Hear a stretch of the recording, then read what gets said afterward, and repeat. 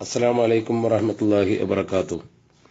മുടിക്കോട് പള്ളിയിൽ നിസ്കരിച്ച് ദുആ ചെയ്തുകൊണ്ടിരിക്കുന്ന ഇമാമിനെ വെട്ടിക്കൊലപ്പെടുത്താൻ ശ്രമിച്ചു എന്ന വാർത്ത പുറത്തു വന്നപ്പോൾ സ്വാഭാവികമായും ഉണ്ടായ ജാള്യത മറച്ചുവെക്കാൻ വ്യാജ പ്രചരണവുമായി രംഗത്തിറങ്ങിയിരിക്കുകയാണ് തൽപരകക്ഷികൾ.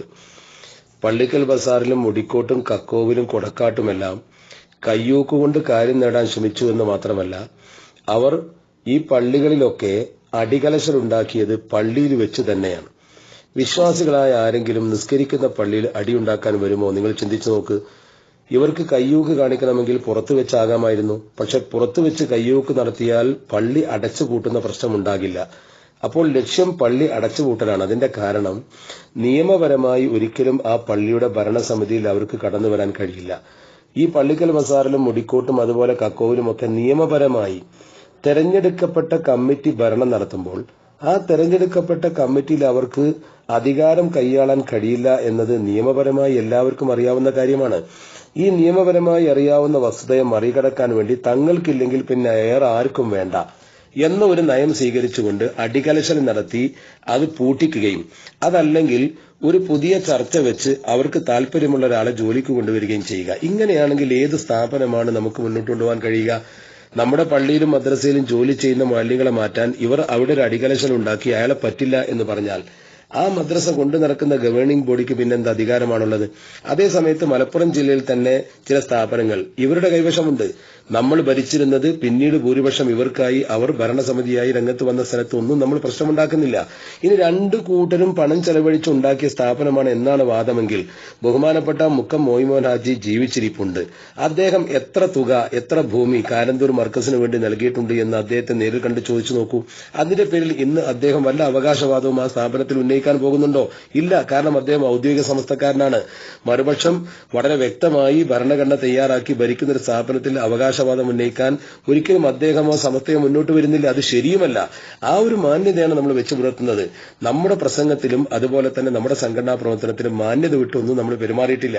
മാന്യത വിട്ട് മാത്രം പെരുമാറുന്ന ഒരു സ്വഭാവം ആരാണ് കാണിച്ചത് എന്ന് ഈ കലാപമൊക്കെ ഉണ്ടാക്കുന്ന ആളുകൾ കോടതിയെപ്പോലും അതിലംഘിക്കുന്നു. മാത്രമല്ല അള്ളാഹുവിന്റെ ഭവനങ്ങളിൽ നിസ്കരിച്ചുകൊണ്ടിരിക്കുന്നവരെ പോലും ദ്രോഹിക്കുന്നു. പള്ളിക്കൽ ബസാറിൽ ആണി തറച്ച പട്ടിക കൊണ്ട് പള്ളിയിൽ കയറി മഗ്‌രിബ് നമസ്കാരത്തിന് കാത്തിരിക്കുന്ന പാവപ്പെട്ടവരെ അടിച്ച് പരിക്കേൽപ്പിച്ചത് ആർക്കാണ് ന്യായീകരിക്കാൻ കഴിയുക? ഈ രീതിയിലാണ് ഇവരുടെ സമീപനം. അതിനെതിരെ നമ്മളൊരു പ്രതിഷേധ പ്രകടനം മലപ്പുറത്ത് നടത്തിയപ്പോൾ അള്ളാഹുവിന്റെ പരിശുദ്ധ ഹബീബിന്റെ പേരിൽ കേശം വിറ്റ് കാശാക്കിയ ആളുകളെ കുറിച്ച് വ്യക്തമായി നമ്മൾ പറഞ്ഞിരുന്നു.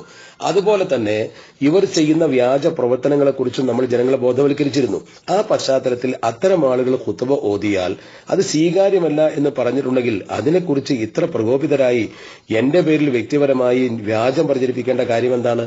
അള്ളാഹു സുബ്ഹാനഹു വ തആല പരിശുദ്ധ ഖുർആനിൽ പറഞ്ഞില്ലേ, നിങ്ങൾക്ക് ഒരു തെറ്റായ വാർത്ത ആരെങ്കിലും കൊണ്ടുവന്നാൽ ഇദാ ജാഅക്കും ഫാസിഖുൻ ബിനബഇൻ ഫതബയ്യനു, നിങ്ങളത് അന്വേഷിക്കണം എന്ന് പരിശുദ്ധ ഖുർആൻ പറഞ്ഞ ആയത്തിനെ ഇവരെവിടെ വെച്ചു?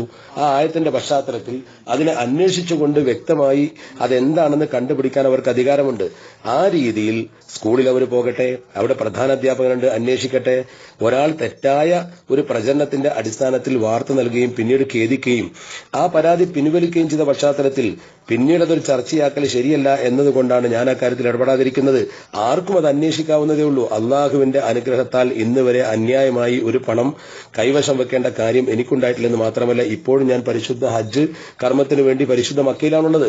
ഈ സന്ദർഭത്തിൽ പോലും ലോസ് ഓഫ് പേ എന്ന് പറയുന്ന ലീവ് വിത്തൗട്ട് അലവൻസ്, ശമ്പളരഹിത അവധി എടുത്തുകൊണ്ടാണ് ഞാൻ ഈ ഹജ്ജിന് വന്നിട്ടുള്ളത്. ഇതാണ് ഞാൻ തുടർന്നിട്ടുള്ളതും. അത് രേഖ സംസാരിക്കും.